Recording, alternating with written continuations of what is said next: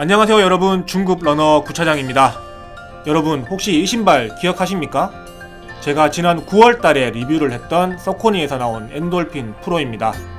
제가 처음으로 구입하고 신어봤던 카본 플레이트 러닝화인데요, 그때 리뷰를 하면서도 제가 참 좋은 신발이다 이런 얘기를 했던 기억이 있습니다. 리뷰를 하고 나서 4개월 정도 제가 지금 러닝을 할 때 신고 있는데, 신을 때마다 참 저한테는 잘 맞는 신발이다 그런 생각이 들더라고요. 사실 그때 리뷰를 하면서 발목 쪽이 좀 불안정한 게 단점이다 이런 말씀을 드렸었는데, 그것도 적응을 하고 나니까 아무 문제 없이 지금은 잘 신고 있습니다.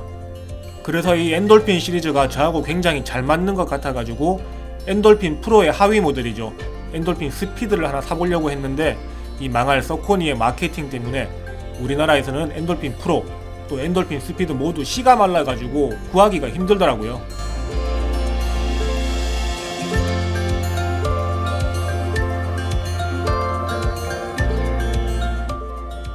그런데 직구 쪽으로 조금만 눈을 돌리니까 굉장히 쉽게 제가 찾고 있던 엔돌핀 스피드를 살 수가 있었습니다. 저는 미국 블랙 프라이데이 기간에 배송비까지 포함해서 15만원 정도에 구입을 했습니다. 우리나라에서 엔돌핀 스피드를 17만 9천원에 팔았었거든요. 3만원 정도 싸게 구입을 한 셈이죠. 생긴 거는 엔돌핀 프로하고 엔돌핀 스피드하고 제가 구입한 색상만 다르지 거의 똑같이 생겼습니다. 심지어 이 바닥까지 똑같이 생겼습니다. 그래도 굳이 다른 점을 찾자면은 이 힐컵 쪽이 조금 다른데요, 엔돌핀 프로 같은 경우에는 무게를 가볍게 하기 위해서인지 이렇게 힐컵 쪽에 지지대가 없이 물렁물렁한 편이고요. 대신 엔돌핀 스피드는 뒤쪽에 지지대가 있어가지고 이렇게 좀 딱딱한 편입니다. 무게는 엔돌핀 프로가 조금 가벼울지 몰라도 이 발목을 지지해주는 안정성은 스피드가 조금 좋을 것 같은 느낌이 들었습니다. 신발의 무게는 255 사이즈 기준으로 엔돌핀 프로가 195g, 엔돌핀 스피드가 205g인데요. 실제로 이렇게 손으로 들어봤을 때는 무게 차이가 거의 나지 않았습니다. 아니 그러면 이 두 러닝화가 무슨 차이가 있길래 이름을 다르게 지었을까 그렇게 생각을 하실 건데요. 엔돌핀 프로와 엔돌핀 스피드의 가장 큰 차이는 눈에 보이지 않는 이 바로 밑창에 있습니다. 엔돌핀 프로 같은 경우에는 이 밑창에 카본 플레이트가 삽입되어 있고요. 엔돌핀 스피드 같은 경우에는 밑창에 카본 플레이트 대신 나일론 플레이트가 삽입되어 있습니다. 일반적으로는 이 카본 플레이트가 반발력이 더 좋다고 알려져 있는데요, 이 삽입된 플레이트의 차이가 실제로 러닝을 했을 때 어떻게 다른지, 또 차이가 있다면 그 차이를 몸으로 직접 체감할 수 있는지는 제가 실제로 러닝을 하면서 여러분들께 이야기를 이어가도록 하겠습니다.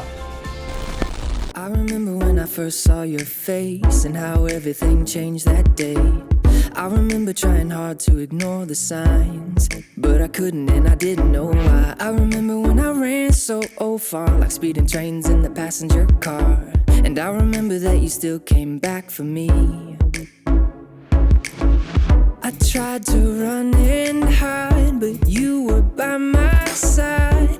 I can remember thinking you were crazy love, but I don't mind. You wouldn't let me go, you let me take it slow. And now my heart is changing, I've been thinking baby, I wanna love you better, I wanna love you better, I wanna love you better. 제가 오늘까지 엔돌핀 스피드를 신고 한 50km 정도 러닝을 했거든요. 확실히 좋은 신발입니다. 쿠션도 있고 반발력도 있고 또 프로에서 조금 부족했던 안정성까지 가지고 있는 그런 굉장히 훌륭한 러닝화는 확실합니다. 힐컵 쪽을 두껍게 만들고 또 뒤꿈치 쪽에 플라스틱으로 뭘 대놨더라고요. 그것 때문에 그런지 발목 안정성은 엔돌핀 프로에 비해서 확실히 좋았습니다. 하지만 카본 플레이트와 나일론 플레이트의 차이 때문에 그런지 몰라도 반발력이나 쿠션은 엔돌핀 프로가 분명히 한 수 위였습니다. 엔돌핀 프로 같은 경우에는 이 몰랑몰랑한 쿠션이 반발력까지 굉장히 좋았거든요. 제가 프로를 신고 뛰면서 다리에 힘은 빠지는데 이 신발이 다리를 밀어주는 그런 느낌을 받을 정도로 반발력이 좋았는데, 엔돌핀 스피드는 쿠션, 반발력 모두 엔돌핀 프로보다는 조금 낮은 러닝화가 아닌가 하는 게 제 생각입니다.